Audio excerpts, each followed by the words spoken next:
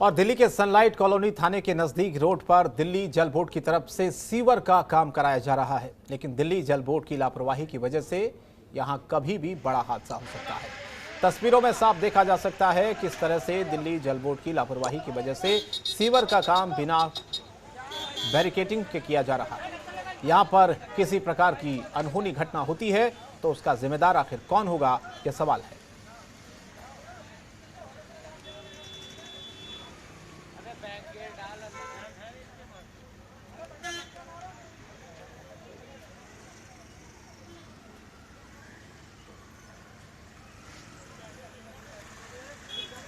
और राजधानी दिल्ली में बढ़ते अपराध को रोकने में नाकाम दिल्ली पुलिस को एक बार फिर से बदमाशों ने खुलेआम चुनौती दे डाली है। बदमाशों ने दिल्ली जीटीबी अस्पताल के बाहर कई राउंड फायरिंग की है और एक कुख्यात अपराधी को पुलिस के कब्जे से छुड़ाकर फरार हो गए। इस घटना से पुलिस विभाग में हड़कंप मचा हुआ है।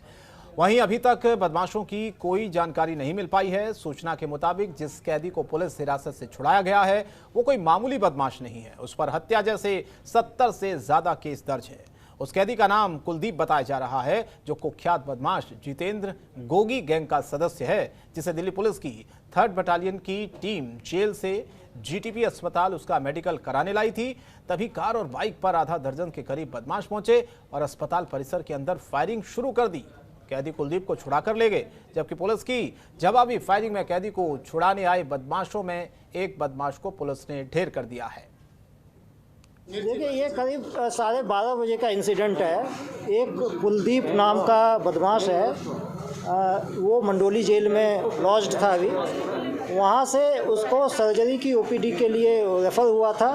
3rd बटालियन के लोग उसको लेके आए थे यहाँ जीटीबी हॉस्पिटल में। उसको दिखवाया गया है और उसके बाद दिखाने के बाद जब पुलिस टीम उसको लेके लौट रही थी, उस समय कुछ बदमाशों ने फायरिंग की और 3rd बटालियन के जो हमारी गार्ड थी उसके साथ, उन्होंने इमीडिएटली फायर ओपन किया, रिटेलिएटरी फायर किया।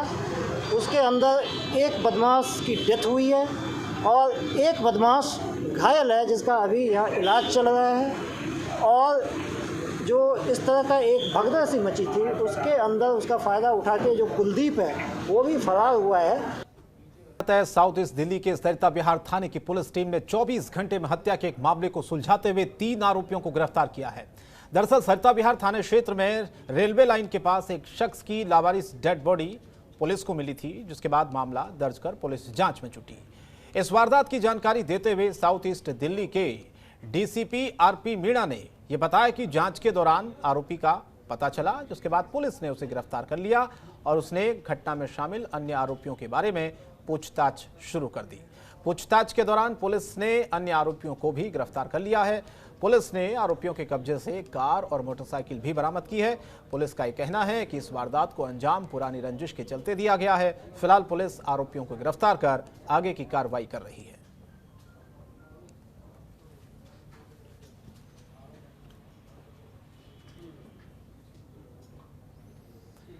और दक्षिण पूर्वी जिले के हजरत निजामुद्दीन थाने की पुलिस ने धोखाधड़ी के मामले में एक आरोपी को गिरफ्तार किया है। गिरफ्तार आरोपी की पहचान इंतजार सैयद मेहंदी के रूप में की गई है। जानकारी ये मिली है कि आरोपी यूपी के कौशाम्बी जिले का रहने वाला है। आपको बता दें कि आरोपी गो एयर ट्रेवल्स के नाम से बस्ती हजरत निजामुद्दीन की टूर ऑपरेटर के रूप में काम करता है और स्थानीय लोगों से हज के लिए वीजा की व्यवस्था कराने के नाम पर पैसे लेकर फरार हो गया था।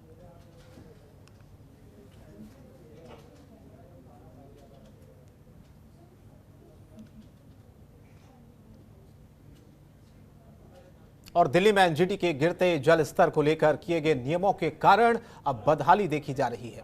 एनजीटी के नियमों के कारण जाने वाले पानी पर रोक लगा दी गई है और बोरवेल को सील कर दिया गया है, जिसके खिलाफ साकेत में स्थानीय लोगों और आरडब्ल्यूए के मेंबरों ने एनजीटी के आदेशों के खिलाफ जमकर नारेबाजी की और हाथ में पोस्टर और तख्तियां लेकर उनके खिलाफ बयान दर्ज कराया। उन्होंने कहा कि एनजीटी के आदेश सिर्फ साउथ दिल्ली के पार्क में ही क्यों लागू हो रहे हैं, जबकि छतरपुर इलाके में कई बड़े बड़े फार्म हाउस हैं, प्राइवेट फार्म हाउस हैं और वहां पर भी उनके खुद के बोरवेल हैं, लेकिन यह आदेश पहले इन लोगों को वहां पर लागू करना होगा।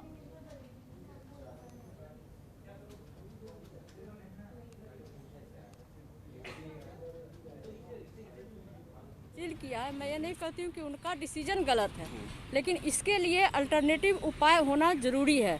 हम भी जानते हैं कि दिल्ली की में पानी की बहुत समस्या है, लेकिन उसके लिए जो भी ट्रीटमेंट था, एसटीपी से पानी आना, ये सब पहले व्यवस्था किया जाता, हमारे रेसिडेंट्स को बताया जाता, आरडब्ल्यू टीम को बताया जाता कि क्या उपाय करना है। ऐसे ही एक दिन भीड़ आती है, कुछ पुलिस आते हैं, हमारे पाइपों को काट दिया जाता है और हमारे लहलहाते पार्क सूखने के कगार पे हैं।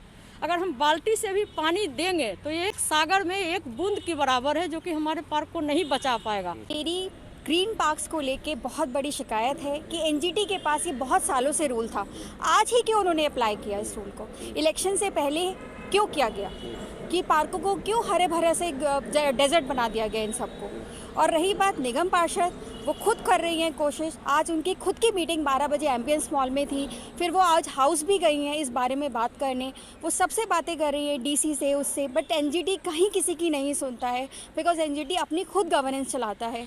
उन्होंने रूल बहुत पहले निकाला था, लेकिन इम्प्लाई आज किया है, ये हमें समझ नहीं आया। और ये हमारा एक सेंट्रल पार्क है जिसमें हमारी जान बसती है। बूढ़े, बच्चे, छोटे मोटे फंक्शंस, 15 अगस्त, 26 जनवरी, सब हम इसी पार्क में सेलिब्रेट करते हैं। और बड़ा दुख हो रहा है, मतलब रोना सा आ रहा है सच्ची ऑनेस्टली, कि इस पार्क का क्या होगा बिना पानी के। कहने के लिए कुछ बचा ही नहीं है। एनजीटी के दो रीज़न थे, उन्होंने 2 कारण बोले थे कि हम सील तो करेंगे लेकिन ऑल्टरनेट अरेंजमेंट होगा पानी का, वो हमारे पास नहीं है। हमारे एक बोरवेल से ही सारे के ब्लॉक के जो 19 पार्क हैं, कुछ 1.5 एकड़ में हैं, वो सब हैं। छोटे छोटे पार्क हैं, घरों के पास हैं, और ये हमारा एक बड़ा पार्क है, एक बच्चों के खेलने का पार्क है सभी।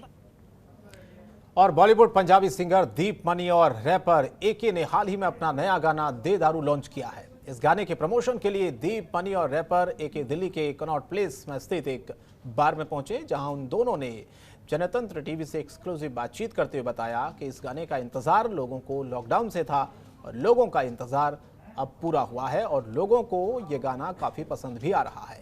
दोनों ने एक दूसरे के साथ काम करने का अनुभव भी साझा किया है। आप सुनेंगे तो आपको बहुत सारी चीज़ें आपसे मिलती लगेंगी। आप जब गाना सुनेंगे या देखेंगे ना, आप बोलेंगे यार ये तो मैं ही हूँ, ये शाम के 7 बजे के बाद ये मैं ही हूँ, ये जो भी बातें बोल रहे हैं मेरे लिए बोल रहे हैं। एक नॉर्मल लोगों के लिए गाना बनाया है, क्योंकि जो पैंडेमिक रहा है 1 साल, ऑलमोस्ट पूरे 1 साल, आज या कल 1 साल हुआ, 22 मार्च को 1 साल हुआ है ना, आज 23 है, 24, तो उसके दौरान देखते सार कि अब थोड़ी सी लाइफ दोबारा सेटल होनी स्टार्ट हो गई है, तो हमने एक सिनारियो सोचा कि कोई पार्टी नंबर लेके आए, क्योंकि सैड सॉन्ग बड़े आ रहे हैं, है ना, लव सॉन्ग बड़े आ रहे हैं, वही चल रहा है। कुछ पार्टी माहौल नहीं हो रहा, क्योंकि पार्टीज होनी बंद हो गई, ये सिस्टम क्लब्स वगैरह कैसे चलेंगे, तो उसके मद्देनज़र उसको रखते हुए एक गाना लेके आए जी, दे दारू। और रोहिणी सेक्टर 24 में वकीलों के लिए एक लाइब्रेरी खोली गई है। इस लाइब्रेरी में वकील और लॉ के स्टूडेंट एक साथ स्टडी कर सकते हैं। वहीं इस लाइब्रेरी में लॉ की किताबें रखी गई हैं और आगे कानून से जुड़ी अन्य किताबें भी लाई जाएंगी। लॉयर्स फॉर लॉयर्स संस्था के फाउंडर एडवोकेट प्रदीप खत्री ने बताया कि इस लाइब्रेरी का उद्घाटन शनिवार को विवेकानंद इंस्टीट्यूट के चेयरमैन डॉक्टर SC वत्स और पूर्व जज भरत चुग ने किया है। एडवोकेट प्रणय गर्ग ने बताया कि उन्होंने वकीलों और स्टूडेंट्स के लिए लाइब्रेरी के लिए अपनी जगह मुहैया कराई है। इस लाइब्रेरी को बनाने का उद्देश्य वकील और लॉ के स्टूडेंट्स यहां पर आकर कानून से जुड़ी ज़्यादा से ज़्यादा जानकारी ले सकते हैं। इस लाइब्रेरी का लाभ एडवोकेट्स और कोई भी लॉ स्टूडेंट बिल्कुल फ्री में ले सकता है।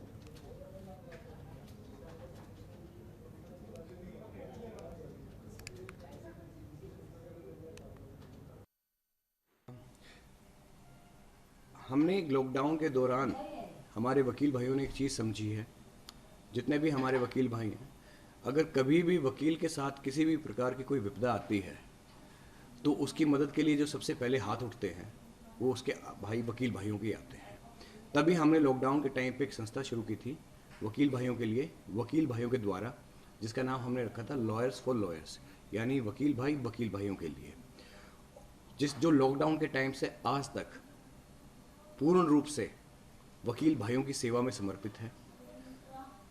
उसी संस्था ने एक कदम आगे बढ़ाते हुए दिल्ली के अंदर, क्या मैं कहूँगा पहली बार इंडिया के अंदर, पूरे देश के अंदर पहली बार वकील भाइयों ने मिलके अपने वकील भाइयों के लिए और होने वाले फ्यूचर जनरेशन लॉयर्स के लिए जो वकालत की पढ़ाई कर रहे हैं, लॉ की पढ़ाई कर रहे हैं, उनके लिए एक लाइब्रेरी तैयार की है जो पूरी तरह से फुल्ली फर्निश्ड।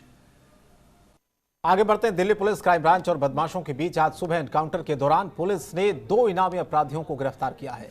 दोनों अपराधियों को गोली लगने के बाद पुलिस ने उन्हें दबोच लिया है। यह एनकाउंटर दिल्ली के प्रगति मैदान के पास हुआ है। गिरफ्तार किए गए बदमाशों में दिल्ली के टॉप मोस्ट बदमाश शामिल हैं। इनमें रोहित चौधरी और टीटू नाम के अपराधी शामिल हैं। पुलिस ने रोहित और टीटू पर लाखों का इनाम रखा था।